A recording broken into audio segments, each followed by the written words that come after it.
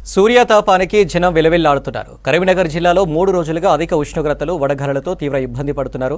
ఎండ తీవ్రతకు ఇళ్లు దాటి బయటకు వెళ్లాలంటే జంకుతున్నారు.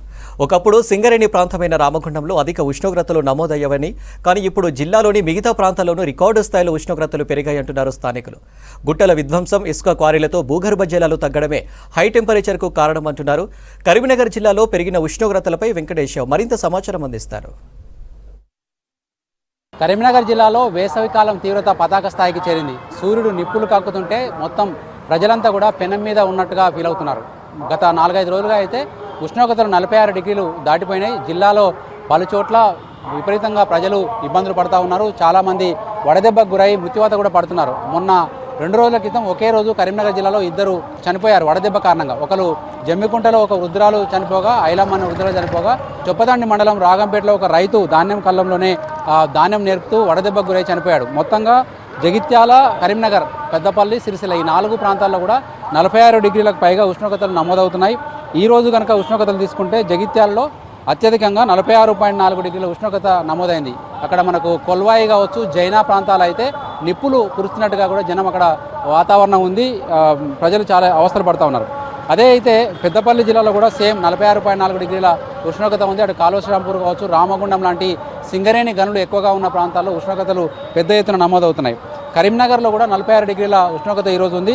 రాజన్న సిరిసిల్లలో 45.5 డిగ్రీల టెంపరేచర్ నమోదైంది. మనం కరీంనగర్ తెలంగాణ చౌక్ ఏరియాలో ఉన్నాం. ఇక్కడ మొత్తం రద్దీతో ఉండే ఈ ప్రాంతం అంతా కూడా నిర్మానుష్యంగా కనిపిస్తుంది. కేవలం అత్యవసర పనులున్న వాళ్ళు మాత్రమే బయటికి వస్తూ ఉన్నారు. వచ్చిన వాళ్ళు కూడా తగు జాగ్రత్తలు తీసుకుంటే తప్ప రోడ్లపైన వెళ్ళలేని పరిస్థితి. కొద్దిసేపు ఎండలో ఉంటే చెమటలు కక్కాల్సిన పరిస్థితి ఉంది. అదేవిధంగా పగలు కావచ్చు, రాత్రి కావచ్చు, ఉక్కపోతతోటి జనం అల్లాడుతున్నారు. వడగాల్పులు వీస్తున్నాయి. ఒకవైపు గాలిలో తేమ శాతం చాలా తగ్గిపోయింది. ముఖ్యంగా దినసరి కూలీలు కావచ్చు, ఆటో నడుపుకునే రోజువారీ బయటికి వెళ్తే తప్ప ఉపాధి లేని వాళ్ళు కావచ్చు, తర్వాత గ్రామాల్లో ఉపాధి హామీ కూలీలు కావచ్చు, కంపల్సరీ ఎండలకు వచ్చే వాళ్ళు మాత్రం వాళ్ళ పనులు వాళ్ళు చేసుకుంటూనే ఉన్నారు. ఇలాంటి వాళ్ళకే ఎక్కువగా వడదెబ్బ తాకే ప్రమాదం ఉందని చెప్పి వైద్యులు హెచ్చరిస్తూ ఉన్నారు. అత్యవసరం అయితే తప్ప బయటికి రావద్దని వాళ్ళు సూచిస్తున్నా చాలామంది కంపల్సరీ రావాల్సిన వాళ్ళు మాత్రం వస్తూనే ఉన్నారు. ఇక్కడ ఒక కూలీ వస్తున్నాడు, అతన్ని మాట్లాడించే ప్రయత్నం చేద్దాం. మనకు ఎక్కడి నుంచి వస్తున్నాడు, ఏం పని చేస్తున్నాడు అన్న, ఏం పని చేస్తారా మీరు? ఎండ బాగుంది కదా, ఎట్లా మీకు కష్టం అయితే లేదా? బాగా కష్టం అవుతుంది, కానీ ఏం చేస్తా ఎండ ఆగమంటే ఆగుతుందా? ఆగదు కదా. మరి ఎట్లా మీ ఆరోగ్యం కూడా కంపల్సరీ జాగ్రత్త కదా? అందుకనే కదా జాగ్రత్తలు తీసుకుంటాం. మబ్బులో వెళ్ళిపోతాం, మన ఈ టైం వరకు గతం చేసింది.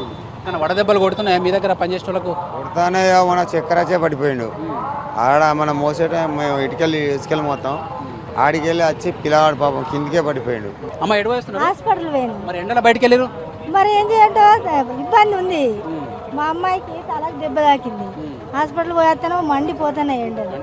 ఇంట్లో ఎట్లా ఉంటారు? ఇంట్లో కూలర్ పెట్టుకుంటే పని చేస్తుంది ఏమన్నా? కూలర్ పెట్టుకున్నా, ఫ్యాన్ వేసుకున్నా పండవశం అవుతుంది.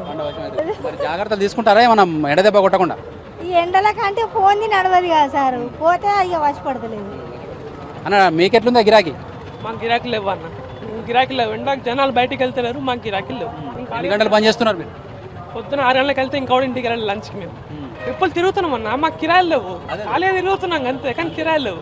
మామూలుగా ఎండ లేకుంటే మంచి వాతావరణం ఉంటే ఎన్ని గిరాకీలు అయ్యేది? ఇప్పుడు ఎన్ని అయినాయి? మాకు ఈ టైం వరకు 600-700 కావాలి, మాకు 300 కూడా కావాలి. రిక్షా దిక్కుని ఒక కార్మికుడు ఉన్నాడు. భయ్యా ఎండనేమో విపరీతంగా ఉంది, మీరు కష్టపడుతున్నారు, ఎట్లా అనిపిస్తుంది? ఏం చేద్దాం, ఎండ బాగానే ఉన్నది. రోజుకి ఎన్ని గంటలు పని చేస్తారు ఇట్లా ఎండలా? సాయంత్రం దాకా అవుతుంది. మరి ఏంది ఆరోగ్యం జాగ్రత్త ఉండాలి కదా, వడదెబ్బ కొడుతుంది అని చెప్పి డాక్టర్లు అంటున్నారు. కొంచెం ఆగాలి ఎక్కడ నీడకు. లేకుంటే వెళ్ళదా మరి? పని చేయకుండా వెళ్ళాలంటే మరి ఎట్లా నడవదు కదా. అదా ఎంత దూరం నుంచి దొక్కుంటూ వస్తున్నావు ఈ బండి? ఇక్కడనే టవర్ కాడికి వెళ్ళి రోజుకు 5-6 ట్రిప్పులు కొడతావా? మరి మంచినీళ్ళు తాగకుండా అంత నీడపట్నం ఉంటారా కాసేపు? కొంచెం 1 గంట సేపు కూర్చుంటా. 4-5 రోజుల నుంచి ఎట్లుంది ఎండ? బాగుంది. ఇక్కడికి 4-5 రోజులే బాగుంది. ఎట్లా ఉంది ఎండ చెప్పు? ఎట్లా ఉంది, మొత్తం ఖాళీ పోతున్నాం. ఎందుకు వచ్చారు మరి బయటికి ఎండలా? నమాజ్ కోసం వచ్చినాం. ఓవరాల్గా కరీంనగర్ జిల్లాలో ఉష్ణోగ్రతలు తారాస్థాయికి చేరినాయి. ప్రజలు మాత్రం చాలా జాగ్రత్తగా ఉండాల్సిన అవసరం ఎంతైనా కనిపిస్తుంది. కెమెరామెన్ కవికుమార్తో వెంకటేష్, V6 న్యూస్, కరీంనగర్ నుంచి.